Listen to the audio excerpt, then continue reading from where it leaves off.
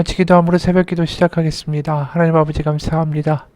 매일매일 돌아오는 이 하루 가운데 하나님의 은혜를 우리의 심령 가운데 가득히 담아서 살아갈 수 있는 하나님의 시간 되게 도와주시고, 하나님 앞에 나아가는 모든 배고픈 이들 가운데, 목마른 이들 가운데 풍성해 주신 하나님의 은혜가 오늘 이 시간 임하게 하여 주옵소서. 살아계신 우리 주 예수 그리스도의 이름 받들어 기도합니다. 아멘. 오늘 말씀은 열왕기상 4장 1절에서 19절까지의 말씀입니다. 열왕기상 4장 1절에서 19절까지의 말씀입니다. 솔로몬 왕이 온 이스라엘의 왕이 되었고 그의 신하들은 이러하니라. 사독의 아들 아사리아는 제사장이요, 시사의 아들 엘리호렉과 아히야는 서기관이요, 아힐루세 아들 여우사밧은 사관이요, 여호야다의 아들 분하야는 군사령관이요, 사독과 아비아달은 제사장이요, 나단의 아들 아사리아는 지방 관장의 두령이요, 나단의 아들 사붓은 제사장이니 왕의 벗이요, 아이살은 국내 대신이요, 압다의 아들 아도니람은 노동 감독관이더라. 솔로몬이 또 온 이스라엘의 12지방 관장을 두매 그 사람들이 왕과 왕실을 위하여 양식을 공급하되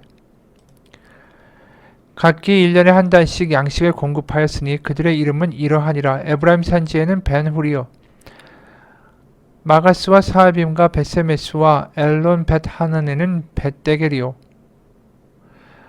아룻붓에는 벤헤셋이니 소고와 헤벨 온 땅을 그가 주관하였으며 나밧 들 높은 땅 온 지방에는 벤아비나답이니 그는 솔로몬의 딸 다밧을 아내로 삼았으며 디아낫과 묵기도와 이스라엘 아래 사르단가에 있는 베스안 온 땅은 아일루세 아들 바하나가 맡았으니 베스 안에서부터 아벨무홀라에 이르고 용르암 바깥까지 미쳤으며 길랄 라모세는 벤 게벨이니 그는 길르앗에 있는 므낫세의 아들 야일의 모든 마을을 주관하였고 또 바산 야르곱의 땅 성벽과 놋빛장에 있는 60개의 큰 성읍을 주관하였으며 마하나임에는 이또의 아들 아히나답이요, 납달리에는 아히마스니 그는 솔로몬의 딸 바스맛을 아내로 삼았으며 아살과 아롯에는 후세의 아들 바하나요, 이사갈에는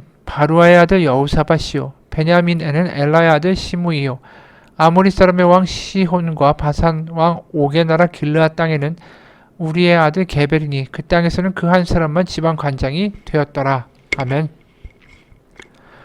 오늘 본문에 솔로몬이 드디어 왕이 되고 이제 정적들을 숙청하고 나라를 이제 안정시킨 다음에 제도를 세우고 관리를 임명하는 장면이 등장합니다. 6절까지는 중앙 관리들에 대해서 이야기하고 7절부터는 지방 관리들의 명단을 이야기하죠. 그러니까 바로 왕 다음에 바로 오는 사람이 대제사장의 직분을 맡은 사람입니다. 사독의 아들이죠. 2절에 이렇게 말합니다. 사독의 아들 아사리아는 제사장이요. 그 다음에는 이 사관들과 군대의 사령관의 이름이 나옵니다. 3절 4절이죠. 시사의 아들 엘리호렉과 아히야는 서기관이요, 아일루세 아들 여우사밧은 사관이요, 여호야다의 아들 분하야는 군사령관이요, 사독과 아비나달은 제사장이요. 여기서 좀 낯선 이름이 나오죠. 아비아달. 분명히 이제 아비아달을 제사장에서 해임하고 지방으로 보냈다라고 이야기하는데 아비아달은 제사장이다 다시 말씀하고 있는 거죠. 아마도 이제 아비아달의 가문을 다 제사장직에서 면직시키지는 않은 것 같습니다. 왜냐면 하나님의 그 제사장을 함부로 다 쫓아내는 것 자체가 이 솔로몬에게 마음에 걸렸던 것 같아요. 그리고 7절 이후에 나올 지방 12장관의 이름들이 또 등장하는데 지방 12장관들은 우리말로는 도지사 정도에 해당이 될 것입니다. 그래서 12명의 도지사들을 임명하는 거예요. 그래서 5절에 나단의 아들 아사리아는 지방 관장의 두령이요, 나단의 아들 사붓은 제사장이니 왕의 벗이요. 이 나단이라는 이름이 우리가 낫이 읽죠. 바로 다윗에게 그 바세바 간음에 대해서 직언하고 또 솔로몬이 왕위를 오르는 데 있어서 아주 1등 공식을 한 사람이 이 나단 아닙니까? 나단 선지자. 그러다 보니까 그 아들 역시 아들들도 이제 중앙 관리로서 아주 중요한 요직을 맡게 됩니다. 그리고 6절에 아이사는 국내 대신이요 압다의 아들 아도니람은 노동 감독관이다. 이렇게 이제 중앙 요직이 마무리가 되고 지방 관리들의 이제 명단을 이야기하죠. 아까 나와 있는 건 이제 12명의 장관들을 총괄하는 지방 장관의 이제 우두머리가 이제 7절에 5절에 나오는 거죠. 5절에. 그러니까 5절에 나단의 아들 아사리아는 지방관장의 두령이요. 그러니까 이 사람은 지방관장들의 그 위에 있는 사람인 거예요. 그 도지사들을 총괄하는 총리쯤 되는 거죠. 그래서 이제 7절 이후에는 실질적인 이제 지방 장관들의 이름이 나옵니다. 솔로몬이 또 온 이스라엘에 12 지방 관장을 두매 그 사람들이 왕과 왕실을 위하여 양식을 공급하되 각기 1년에 한 달씩 양식을 공급하였으니. 그러니까 12지방으로 나눠놓은 이유가 12지방에서 한 달을 이제 왕실에서 먹을 모든 식재료와 모든 필요한 것들을 갖다가 이제 된 거죠. 공급한 거예요. 그러니까 12장관, 12지방으로 나눠놓으니까 각 지방들이 1년에 한 번씩 바치게 되는 거죠. 근데 이제 여기서 눈에 띄는 건 12지파가 돌아가면서 한 지파씩 이렇게 섬겼더라가 아니라 지파 단위가 아니라 행정 단위로 새롭게 12개를 꾸렸다라는 것입니다. 그래서 8절에 그들의 이름은 이러하니라. 에브라임 산지에는 베누리오 마가스와 사알빈과 벳세메스와 엘론 벳 하나네는 벤데겔이요 아룻부세는 벤헤셋이니 소과 헤베 온 땅을 그가 주관하였으며 나밧 돌 높은 땅 온 지방에는 벤 아비나답이니 그는 솔로몬의 딸 다밧을 아내로 삼았으며 여기 보면 지방 장관들 중에는 솔로몬의 사위도 있었다라고 이야기하죠. 15절에도 또 나옵니다. 납달리는 아히마스이니 그는 솔로몬의 딸 바스맛을 아내로 삼았다. 그러니까 이제 사위들도 지방이 두령 가운데 들어있는 거예요. 지방 관장 가운데. 그리고 이제 19절로 끝나죠. 아무리 사람의 왕 시온과 바산 왕 옥의 나라 길르앗 땅에는 게벨이라는 사람을 세웠다. 이렇게 해서 이제 그 명단이 마무리가 됩니다. 그러니까 이제 지파들의 색깔을 빼고 행정 단위로 만든다라는 건 이제 하나의 왕국으로 더 이상 지파 싸움이 아니라 하나 되는 왕국으로 이 나라를 다시 재편하겠다라는 솔로몬의 의지가 드러난 거죠. 우리가 여태까지 보게 된 왕국이 하나님 가운데 하나 되는 데는 이런 여러 가지 과정들을 거쳐야만 했다라는 거예요. 사실은 이스라엘과 유다, 그러니까 유다 지파를 제외한 나머지 지파들이 사실 사울을 쫓았던 지파들 아닙니까? 그리고 유다만이 이제 다윗을 왕으로 세웠고 나중에 나머지 이스라엘 지파들이 결국 다윗을 받아들여서 온 이스라엘의 왕으로 삼게 된 거죠. 그러니까 이제 이스라엘과 유다가 하나가 된다라는 게 이게 절대로 쉬운 일이 아니었습니다.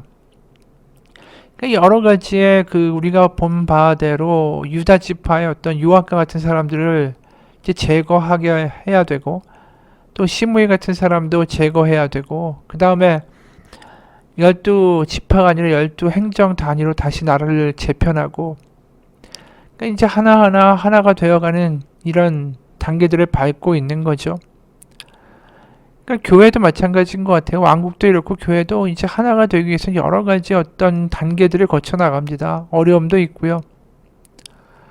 근데 이제 그 하나 되는 과정에서 솔로몬이 얼마나 큰 역할을 합니까? 솔로몬이 그의 결단을 하고 지도력을 발휘하고 그러면서 이제 점점 하나로 수습되어 가듯이 우리에게는 분명한 우리를 하나로 만드는 우리에게 지도자가 있는 거죠. 리더가. 그게 예수님 아닙니까? 교회의 머리가 예수님이다. 그런 뜻이에요. 사도 바울이 이런 말을 하죠. 빌립보서 2장 5절 보면 너희 안에 이 마음을 품으라 곧 그리스도 예수의 마음이니 결국 그리스도 예수의 마음으로 하나가 되라. 성령으로 매는 띠로 서로 하나가 되라. 그래서 그 예수님의 어떤 그 머리로 우리가 하나로 다 모여 들어가는 모습, 솔로몬의 머리로 하여 그 나라가 이제 하나가 되어가는 모습, 그러한 모습이 있는 것이죠. 그래서 실제로 예수님이 마태복음 12장 42절에 보면 솔로몬에 대한 이야기를 하시죠.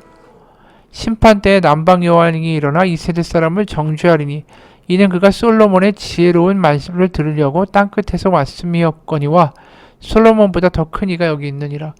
결국 지혜자이고 솔로몬보다 더 큰 지혜로 하나 되게 하는 어떤 그런 역할을 하기 위해 이 땅에 오신 분이 예수님이다. 예수님이 솔로몬을 들어서 이야기하시는 것도 분명히 이유가 있는 거죠. 다시 말해서 결국 이제 우리가 이 통일 왕국의 모습을 보면서 하나님이 이 통일 왕국을 솔로몬을 통해서 일을 만들게 하시고 솔로몬에게 복을 주시고 그래서 솔로몬의 왕국이 강성해졌다. 이게 지금 나아가는 열왕기의 방향이죠. 결국 하나님은 이제 하나 되기는 것을 원하신다라는 거예요. 이스라엘과 유다가 갈리고 싸우고 남북 왕국이 쪼개지고 싸우고 그러면서 결국 세자하여지고 결국 망하게 되는 거 아닙니까?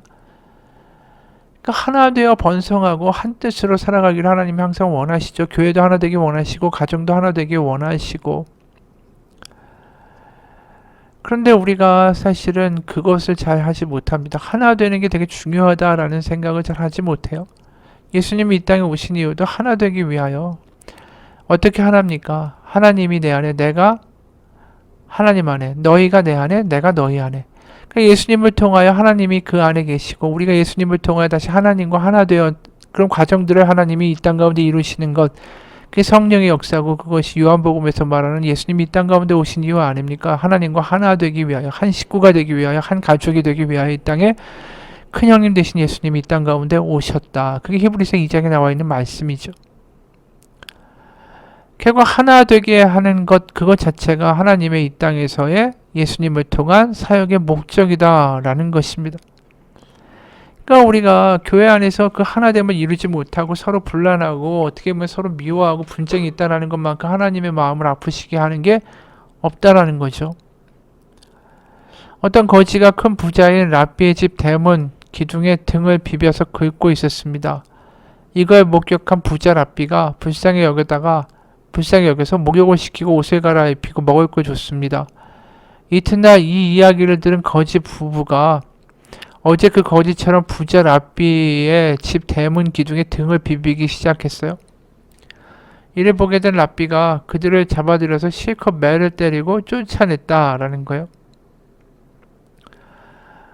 그러니까 거지 부부가 쫓겨나면서 불공평하다라고 불평을 하니까 랍비가 이렇게 얘기했대요. 어제 거지는 혼자니까 기둥에 등을 비벼서 긁을 수밖에 없었지만 너희는 둘이니까 서로 등을 긁어줄 수 있는 것 아니냐. 바로 이 거지 부부에게 죄가 있다. 그건 뭐냐면 바로 서로 돕지 않은 것이 죄다. 그런 이야기를 했다라고 이야기해요. 하나님 안에서 하나가 되지 못하는 우리의 가정이나 우리의 교회나 하나님이 보실 때 참 마음 아프고 하나님이 이 땅에 오신 예수님을 보내신 그 이유가 무색해지는 거죠. 그럼 하나가 되기 위해서 어떻게 해야 됩니까? 여러 번 이야기했지만 우리가 그리스도의 마음을 품는 거죠. 내가 죽는 거죠. 전에도 여러 번 한 이야기인데 그리스인 조르바를 쓴 작가 니콜스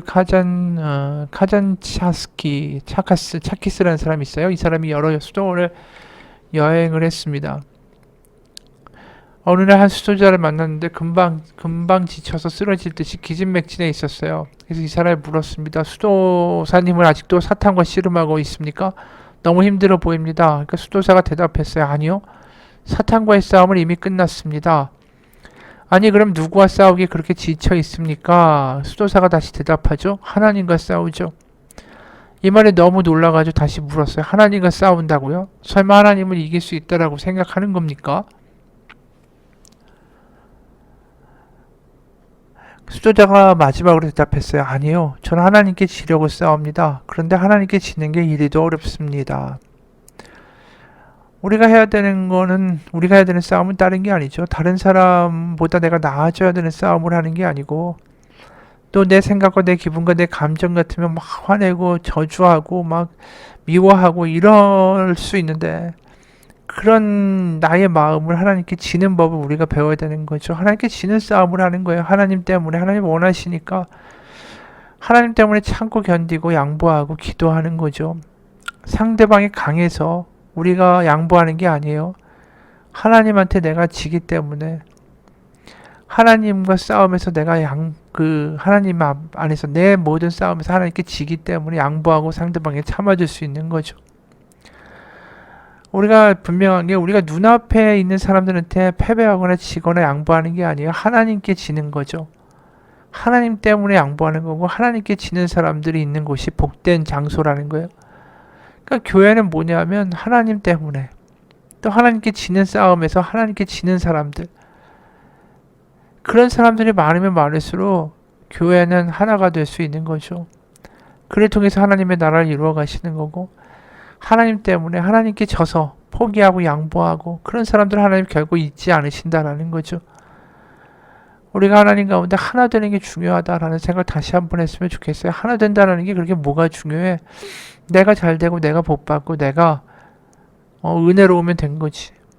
근데 하나님은 우리를 왜 부르셨냐고요? 하나 되기 위하여. 하나 되는 게 우리 가운데 사명이라면 내가 하나님 가운데 내 뜻과 내 주장과 내 기분을 하나님 앞에서 지는 법을 배워야 된다라는 것이죠. 내가 질 때 양보할 수 있고 포기할 수 있고 품어줄 수 있기 때문입니다. 오늘도 하나님께 지는 싸움을 하는 사람, 하나님과 싸움하여 치는 사람, 그 사람이 되기를 주님의 이름으로 축원합니다. 하나님 아버지, 하나님께 지는 법을 배운 사람, 하나님 때문에 포기할 수 있고 양보할 수 있는 사람, 그 사람을 통하여 하나님은 하나됨을 이루어 가십니다. 내 마음과 감정 같으면 화내고 싶고 저주하고 싶고 분내고 싶지만 하나님 때문에 하나님께 져서 그 사람에게 양보하고 용서하고 나아간다면 하나님은 그 사람의 마음, 그 사람의 용서, 그 사람의 하나님께 진 그 모든 것들 하나님이 잊지 않으시고 그 사람 가운데 하나님의 형통함을 허락하여 주실 것을 믿습니다. 우리의 삶은 이기고자 하는 게 아니라 하나님께 지는 싸움을 하는 것입니다.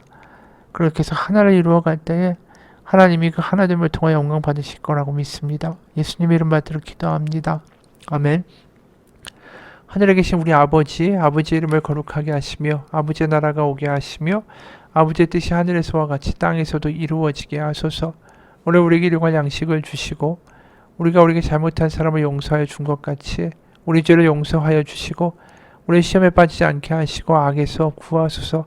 나라와 권능과 영광이 영원히 아버지의 것입니다. 아멘.